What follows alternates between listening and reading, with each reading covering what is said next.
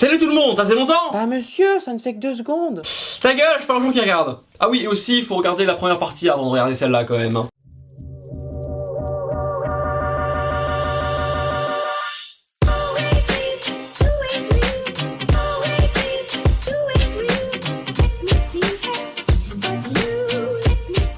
Alors cela dépendra vraiment de l'histoire que vous voulez raconter, mais sachez dans tous les cas que plus votre personnage sera articulé, et bien plus vous aurez de possibilités en ce qui concerne le mouvement. C'est pour ça que j'utiliserai la SH Figure de Cell, une figurine articulée justement, et qui possède également plusieurs mains et plusieurs visages interchangeables. SH Figure, au même titre que Figma d'ailleurs, propose ce type de figurine, représentant la plupart du temps des personnages d'animé, de manga ou de films. C'est donc pour cela que je vous conseillerais de vous en procurer si vous n'êtes pas très bon pour tout ce qui est modelage de figurines. Quatrième chose à voir, l'éclairage. Putain, à ce niveau-là, une fois de plus, je vous laisse carte blanche, mais je vous renvoie quand même vers la très bonne vidéo de Sofiane. Oui, encore lui. Là, vous en apprendrez beaucoup plus sur le sujet. Mais s'il y a bien quelque chose sur lequel je serais intransigeant, ce serait le fait d'utiliser le soleil comme éclairage. Parce qu'entre deux plans, il y a des nuages qui peuvent passer, et du coup, la luminosité peut changer.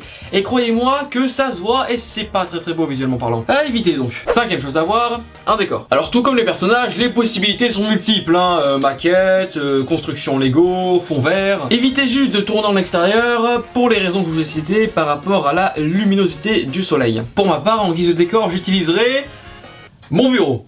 Oui, je suis quelqu'un qui s'engage beaucoup, écoutez, Une fois tous ces éléments en main, on peut enfin commencer le tournage. Dans l'exemple suivant, je ferai un seul plan avec un mouvement simple, pour que ce soit clair. Donc, on dispose le trépied, le portable, la figurine, et là, on est face au premier problème. Ça tient pas. Il serait donc préférable de mettre de la pâte à fixe sous les pieds du personnage pour éviter qu'il tombe.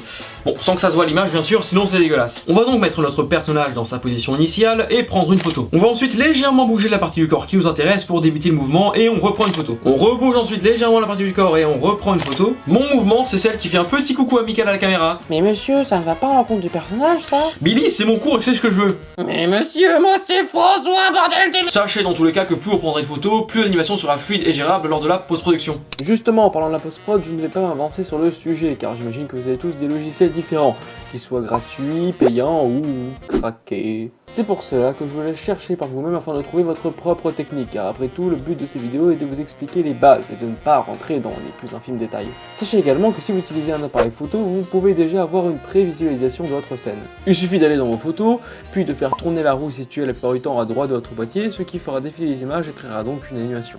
Certes, ce ne sera pas très fluide, mais au moins ça vous donnera une idée globale de votre séquence, afin de savoir si elle est à refaire ou non. Et oui, je sais qu'il existe des logiciels qui permettent directement d'avoir un rendu fluide de votre animation. Alors pour ce qui est des appareils mobiles, il y en a de très cool, comme par exemple l'animation en volume, mais si vous utilisez un appareil photo, il faudra le connecter à votre PC pour avoir ce rendu. Et là, soit les logiciels sont gratuits, mais très limités, soit ils sont assez chers, donc bon. Et voilà ce que ça donne. Mais si on a un peu plus d'expérience, disons qu'on peut aller un peu plus loin.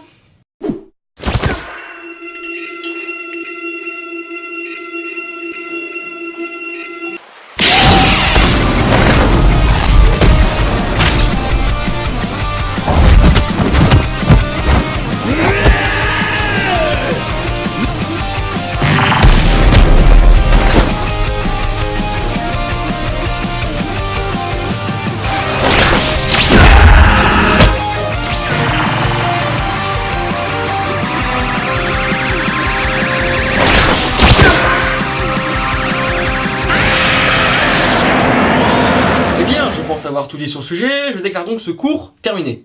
Ah, et en fait, j'ai oublié de dire avant que vous partiez, en fait, tout comme mon collègue Monsieur Sandwich, j'ai une chaîne YouTube et... Ferme ta gueule! On s'en bat les couilles!